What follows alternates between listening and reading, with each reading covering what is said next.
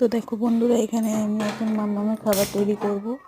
তো প্রথমে আমি গ্যাসটা জ্বালিয়ে নিয়েছি। এখানে আমি একটা বাটিতে কিছু পরিমাণ জল নিয়ে নিয়েছি। ওই জলটা গরম হতে দেবো। তারপর এখানে আমি দিয়ে দেবো মামাম যে খাবারটা খাবে সেই খাবারটা এখানে দিয়ে দিয়েছি আমি সুজি 3 চামচের মতো সুজি দিয়ে দিয়েছি। আর দিয়ে দিচ্ছি 3টে খেজুর। তো এই সুজির সঙ্গে ভালো করে জাল দিয়ে দিতে হবে, যাতে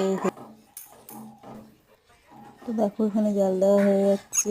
এটা ভালো মতো ঘন হয়ে আসবে। হওয়ার পর তোমার এটা ভালো মতো ঘন হওয়ার পর দেখবি যে খেজুরটাও গলে গেছে। দেখো বন্ধুরা, এখানে ঘন হয়ে গেছে। তো মোটামুটি আমার এই খেজুরটাও গলে গেছে। এটা আমি সন্ধ্যেবেলা বা সকালে যদি ব্রেকফাস্টে বা সন্ধ্যেবেলা ইভিনিংয়ে দাও, তাহলে বাচ্চাদের দ্রুত ওজন বাড়বে।